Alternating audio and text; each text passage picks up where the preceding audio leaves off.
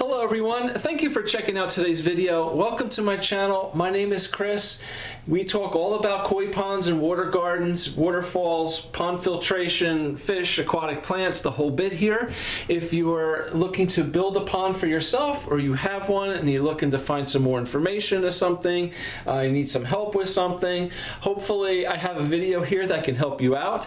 I have well over 100 videos here on this channel now on all different topics, all kinds of things here relating to ponds. So I hope that you can find something that can help you answer questions or guide you in some way. That's what I'm trying to do. So please, hit the like button, subscribe to the channel, take some time and take a look around. If you like what I'm doing here on this channel and you appreciate my videos, the best way to thank me for that is to subscribe. So thank you very much. I do appreciate the support.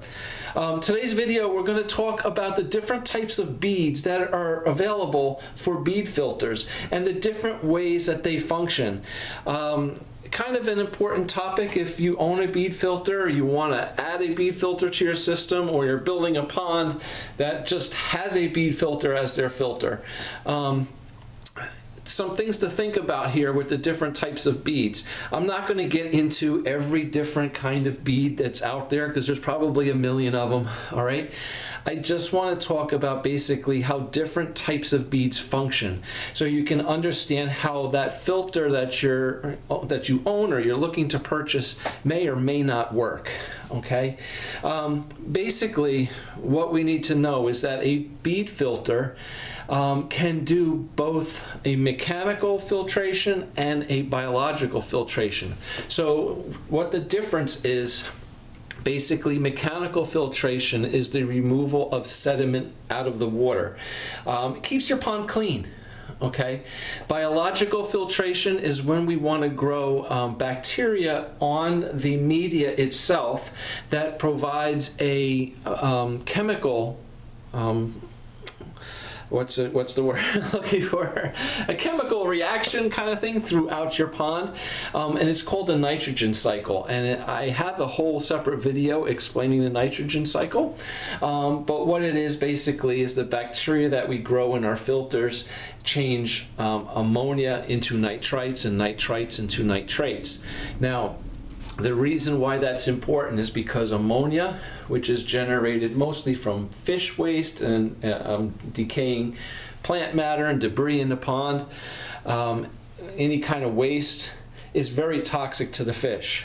So the first type of bacteria will change the ammonia into nitrites.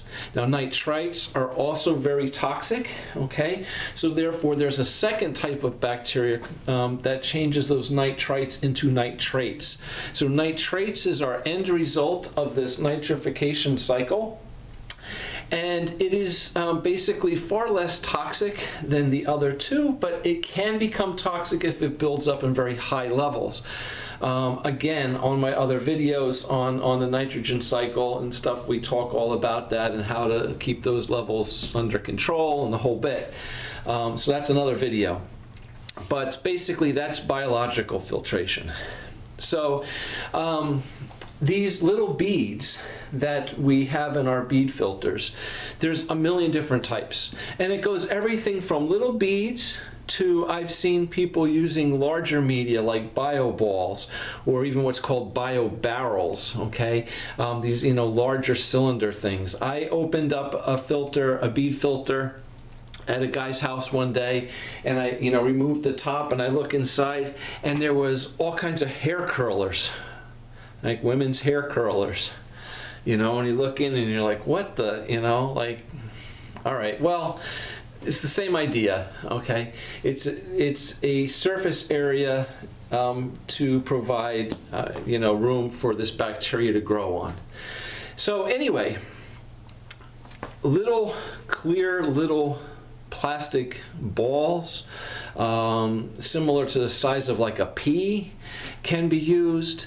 There are little tiny plastic cylinders that can be used. There's, larger media that's all crazy funky shaped to provide the maximum amount of surface area for the bacteria. All right, lots of different things. So what we need to understand is some filters, some media in the filters are better at collecting sludge and debris out of the water, sediment out of the water, than others. All right. The bacteria that we want to grow in these filters biologically needs oxygen. It needs an oxygen-rich environment. It needs that water to be flowing through it, okay, to provide that oxygen, that water flow through it to make it the healthiest environment for your bacteria to grow. So if you have a media in your bead filter that is collecting a lot of sludge and sediment and it's getting, packed up inside that filter tank and you're not backwashing it and cleaning it, that sediment in your filter tank will suffocate, okay, all that bacteria that's trying to grow.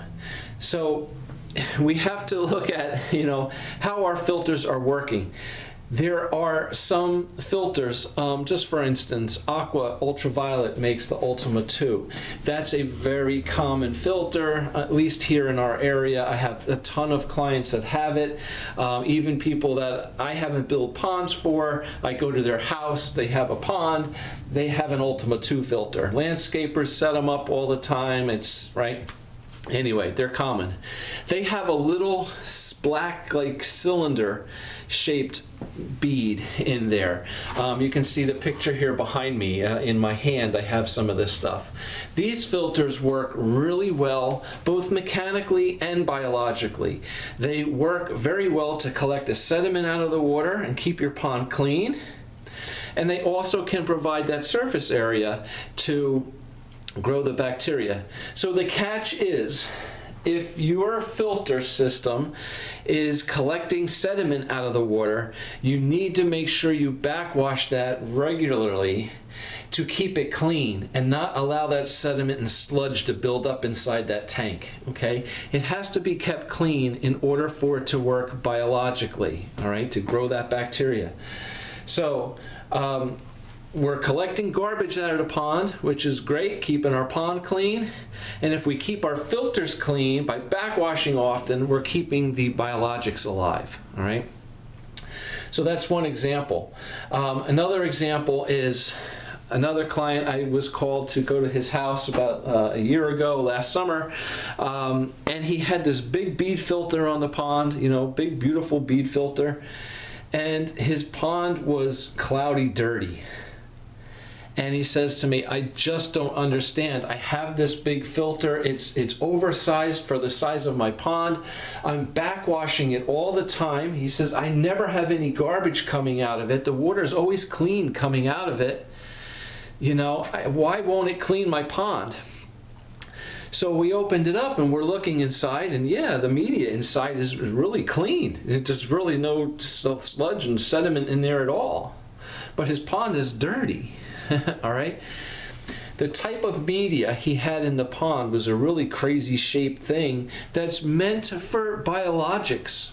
Okay, it's meant to grow bacteria. It's giving the maximum amount of surface space, and the design of that particular bead was meant for water flow. Okay, so we want that water flow all through, that oxygen-rich water flowing all through these little cylinders and beads and stuff to provide a healthy environment for the bacteria to grow. The problem is, if we're allowing that water to flow through it freely, we're not collecting the sediment out of it, right? The water's flowing through it. So everything was being pumped from there, right, back to the pond. So the dirt simply came in and went out. All right, so it just depends on the media in these filters as to how they work. So that filter would be awesome as a biological filter, but you would need some sort of a mechanical filter, hopefully before it, if not before, then after it, to collect the sediment. Maybe like I use gravity-fed filter systems. I put 4-inch bottom drains in underground, run 4-inch PVC pipe out to a tank buried in the ground, where all the water comes in the bottom, all the sludge and sediment can collect on the bottom of the tank. The water flows through all the filter pads, filter media, okay? And then the pump pulls it out, and then it could send it to a bead filter for extra biologics if necessary. Okay, so something that's going to remove the sediment out of the water. If you're pulling directly from your pond into a pump, then you might have to go into your bead filter because it's a pressurized system. And then when you come out of the bead filter, it might run around to a maybe like a waterfall filter box, right? Where it has a little spillway on the little filter box. So the water comes up through all the filter pads and media in that filter box, and then comes over the spillway and can come down a waterfall or stream. So something like that. So if we're not collecting the sediment before, we need to collect it after. So the bead filter, it's going to be beautiful, be expensive, it's going to be a really nice bead filter, right? But if it's meant for biologics more so than mechanical, right, it's not going to keep your pond clean. All right, so that's my big point of this video, is that we need to understand the type of media that's in these filters and, you know, what it's meant for. If it's going to collect sediment and it can do some biologics, then we have to really keep it clean in there and backwash often. You know, if we don't, that sediment that builds up inside can suffocate and kill the bacteria. So yeah, different types of media. Now I've opened up some filter tanks, and people have removed the media that it came with and put in stuff like bio balls, right? These big round crazy shaped balls with all the little things all over them. Or bio barrels, these longer barrels like with spirals and stuff. Those filters, I gotta tell you, are hardly really ever dirty inside, because the filter media is too large to really collect sediment. The water's just gonna flow around it and go out, okay? Again, biologically, it can work great. Mechanically, maybe not so much, all right? Usually the finer, smaller little filter media works better. Like those little round, opaque white beads, like little, they look like peas. Looks like 20 million little peas or BBs, whatever, like in your filter. They can collect out sediment. The little cylinder media from Aqua Ultraviolet works really well for collecting sediment. But the larger things, all crazy shaped, meant for bacteria, it's not going to keep your pond as clean. Okay, so that's my whole point, just to kind of understand that there are different types of media that can be used in these filters, and they provide different purposes, all right? Now, my other little suggestion is, whatever media comes with your filter, I would not change it and put something different inside. Unless you specifically need it for a certain purpose. But in general, I just feel that, you know what, these companies are designing these filters, they are using a specific media in their design to mate with the filter and what they want to create, you know, how they want that filter to work. You know, I don't see changing it. That changing it is going to be that much more beneficial. But again, it depends on your use, what you need it for. You know, maybe you want just biologics and you want to take all those little beads out of your aqua filter. You don't want it to collect sediment because you have a separate mechanical filter, and you just want the most biological activity you can in that filter. Then maybe, yeah, then maybe you're going to change the bead out and put something a little different in there. That would kind of make sense, but I don't see it necessary. If you have a separate mechanical filter, like I was saying with my gravity fed systems, collecting all the sludge and sediment out of the water first, then what you're pumping into that bead filter is clean. And that filter is going to stay really clean and work great biologically for you. All right. So just some food for thought, right? Just something to think about today, that, you know, all these bead filters can be different. They all kind of function the same way. The concept is the same. but the media determines what it's going to be more effective at accomplishing for you in the pond. Now, I have seen other filters that use media, beads, different types of, biological media that is floating. Okay, and there's maybe air pumps, it's an open tank, and all this stuff is floating around, and it's an open tank with an oxygen source, air stones inside of it that's creating the oxygen inside of it, and the beads are floating. Okay, not all beads float, some of them do. Again, it's the same concept, it's all floating, the water is all flowing through it and interacting all with the, the beads and the bacteria, and it's amazing. But it's not going to collect as much sediment, right? The sediment is going to either settle out on the bottom, or it's going to, just be passed right back out to the pond. So, be aware of how they're working, and hopefully you can use some of this information to kind of figure out, how your bead filters are working, or how different bead filters will work. Also, just briefly, sand filters that are used for swimming pools.